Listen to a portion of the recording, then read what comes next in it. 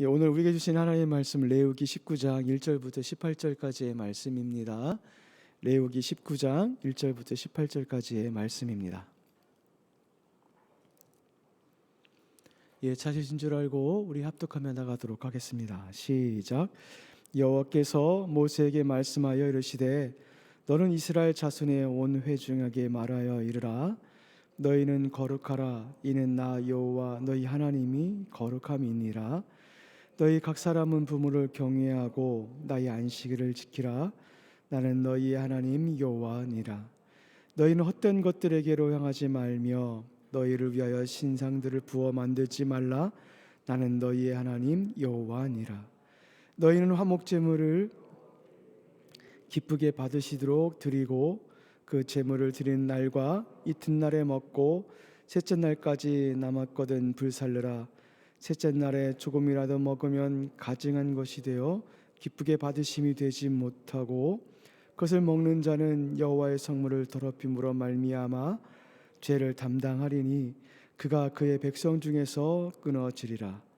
너희가 너희 땅에서 곡식을 거둘 때에 너는 밥 모퉁이까지 다 거두지 말고 내 떨어진 이삭도 줍지 말며 내 포도의 열매를 다 따지 말며 내 포도원에 떨어진 열매도 줍지 말고 가난한 사람과 거르민을 위하여 버려두라.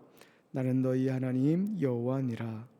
너희는 도둑질하지 말며 속이지 말며 서로 거짓말하지 말며 너희는 내 이름으로 거짓 맹세함으로 내 하나님의 이름을 욕되게 하지 말라. 나는 여호와니라. 너는 내 이웃을 억압하지 말며 착취하지 말며 품꾼의 삭을 아침까지 밤새도록 내게 두지 말며 너는 귀먹은 자를 저주하지 말며 맹인 앞에 장애물을 놓지 말고 네 하나님을 경외하라. 나는 여호와니라. 너희는 재판할 때에 불의를 행하지 말며 가난한 자의 편을 들지 말며 세력 있는 자라고 두둔하지 말고 공의로 사람을 재판할지며 너는 내 백성 중에 돌아다니며 사람을 비방하지 말며 내 이웃의 피를 흘려 이익을 도모하지 말라. 나는 여호와니라. 너는 내 형제를 마음으로 미워하지 말며 내 이웃을 반드시 견책하라. 그러면 내가 그에 대하여 죄를 담당하지 아니하리라. 원수를 갚지 말며 동포를 원망하지 말며 내 이웃 사랑하기를 내 자신과 같이 사랑하라는 나는 여호와니라. 아멘. 19장은 이스라엘 자손 온 회중이 들어야 할 말로 시작을 하고 있습니다. 여기서 온 회중이라는 것은 출애굽을 해서 하나님의 백성이 된 자라면 누구나 다 들어야 될 그 말씀이라는 것을 우리에게 알려주고 있습니다. 그렇다면 온 회중이 들어야 될 말이 무엇인가? 그것은 무엇이냐면 바로 너희는 거룩하라입니다. 이렇듯 19장 처음부터 거룩으로 시작을 하고 있어요. 따라서 19장 전체가 무엇에 대해서 이야기를 하고 있냐면은 거룩에 대해서 이야기를 하고 있다라고 볼 수가 있습니다. 그렇다면 왜 거룩해야 하는가? 그 이유를 말씀을 하고 있는데 나 여호와 너희 하나님이 거룩함이니라.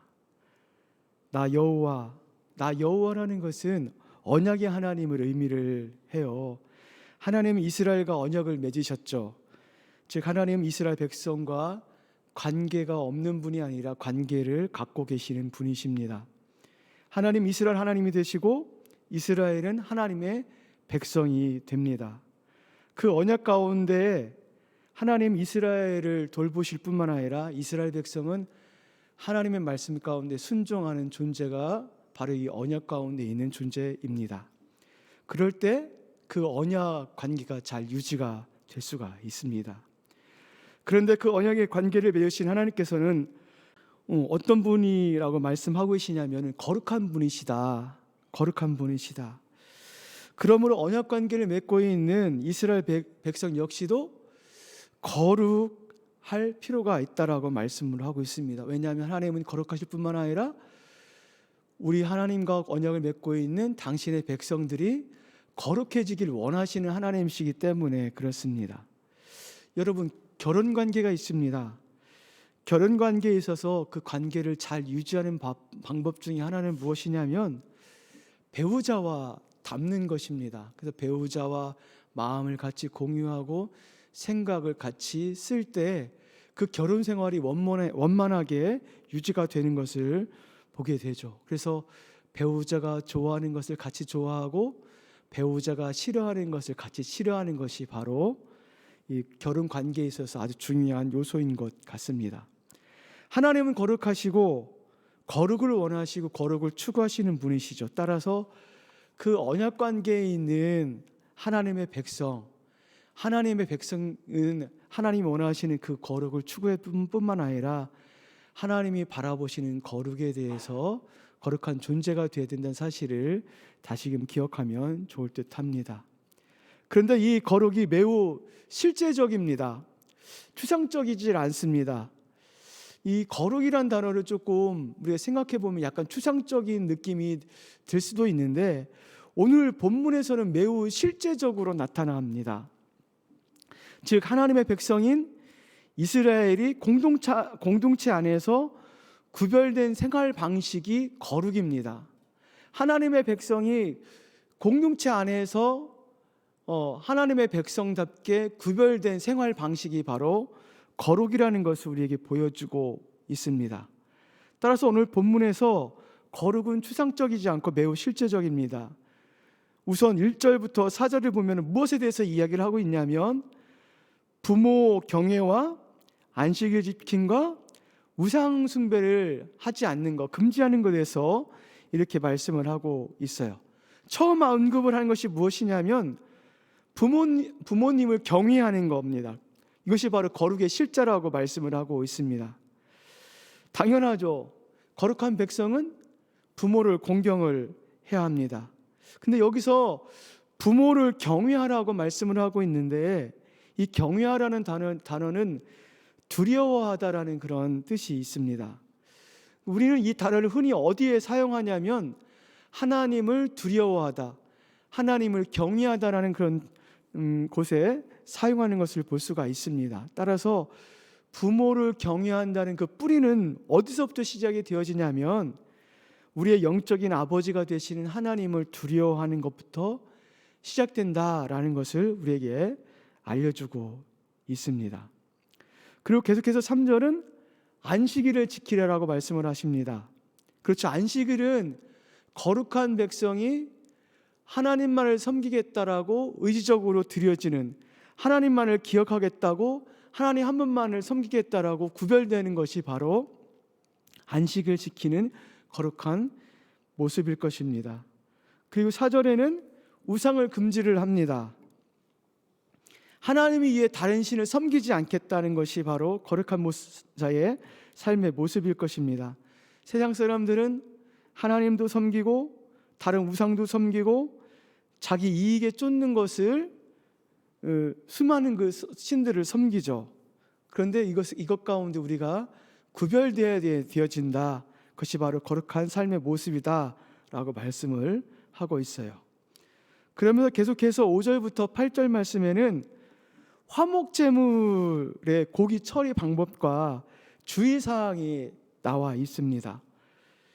5절 말씀에 화목제물을 여호와께 드릴 때에 기쁘게 받으시도록 드리고, 이 화목제물을 드리는 헌제자가 있는데 헌제자의 유의사항이 지금 오늘 본문 가운데 나와 있습니다. 그 유의사항은 무엇이냐면 하나님께서 기쁘시게 받으시도록 드려야 된다.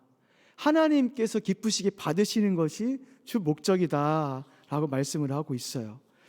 그렇다면 하나님께서 기쁘시게 받으시는 그 화목제물은 어떤 것인가? 하나님께서 원하시는 기준과 방법대로 해야만이 그것이 바로 하나님께서 기뻐하시게 받으시는 화목제물이겠죠. 다른 말로 하면은 하나님의 말씀대로, 하나님의 규례대로 하라고 하는 말씀입니다. 그럴 때 7절 말씀에 보면은 어떤 말씀을 하고 있냐면 하나님께서 기뻐 받지 않는다면 8절에 그것이 죄가 될 뿐만 아니라 드린 헌제자는 그 백성 중에서 끊어진다.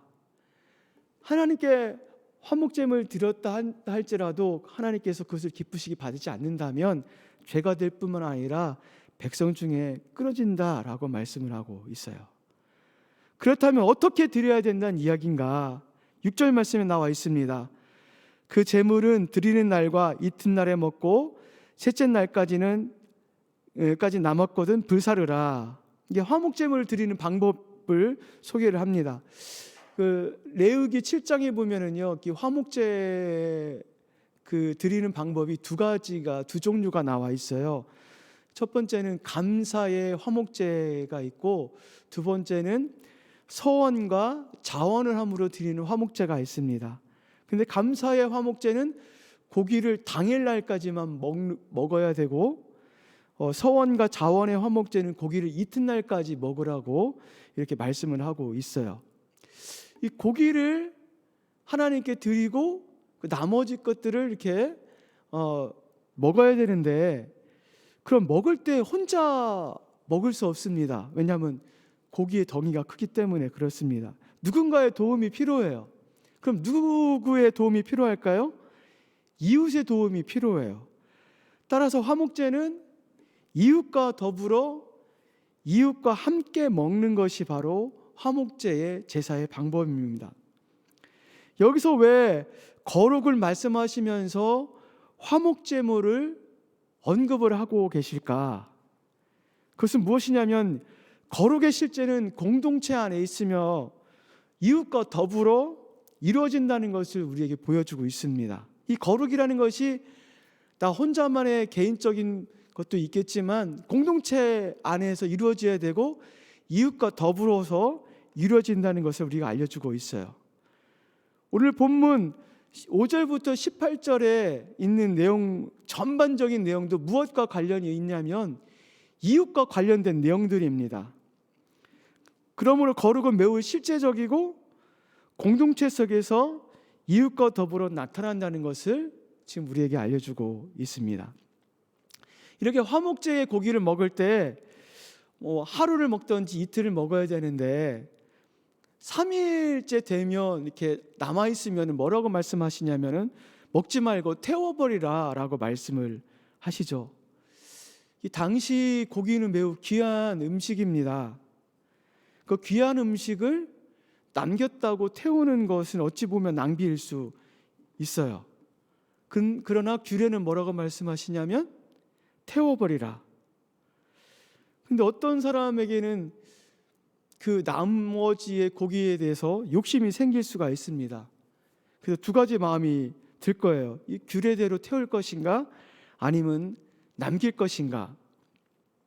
이때 하나님의 백성은 무엇을 선택을 해야 되냐면 하나님의 규례를 따르는 것을 선택을 해야 되죠. 우리 마음 가운데 탐욕이 생기고 욕심이 생긴다 할지라도 하나님의 말씀을 따르는 쪽을 선택을 해야 됩니다. 이것이 바로 거룩의 실제입니다. 거룩한 삶은 하나님의 말씀을 선택하고 따르고 행할 때 이루어져요. 그렇지 않으면 거룩한 삶을 살 수가 없습니다. 계속해서 이런 탐욕에 관한, 인간의 탐욕에 관한 이야기는 9절부터 10절에도 나타납니다. 9절부터 10절의 내용을 보면은 곡식을 거둘 때에 반 모퉁이까지 다 거두지 말라. 그리고 곡식을 벨 때에 떨어진 이삭을 줍지 말라. 이 모퉁이에까지 베지 말고 떨어진 이삭을 줍지 말라 그래요. 여러분, 저는 어렸을 때 이삭을 주워 봤어요. 저는 배를 고른 그런 시대에 태어나질 않았기 때문에, 근데 저희 할아버지와 저희 아버지 세대는 배를 골아 보셨어요. 그래서 추수를 하고 나면은 가족들을 다 끌고 그 논으로 가요. 그러면 무엇을 주냐면 이삭을 주어요. 근데 이삭이 꽤 많이 나옵니다. 어느 때는 몇 단이 나와요. 여러분, 이삭을 왜 줬죠? 그 쌀한톨이 귀중하기 때문에, 먹을 것이 귀중한 시절이었기 때문에 그것을 줬습니다. 그런데 그것을 하지 말라는 거예요. 그럼 이때 갈등이 생기죠. 10절 말씀에 보면 포도원의 열매를 다 따지 말며 포도원에 떨어진 열매를 줍지 말래요. 그렇다면 왜 이렇게 말씀을 하실까요? 밭에 있는 것을 이삭을 줍지 말고 포도원에 그 포도를 다 따지 말고 떨어진 것을 줍지 말라고 하신 이유는 무엇이냐면 가난한 사람과 거류민을 위해서다라고 오늘 말씀을 하고 있어요.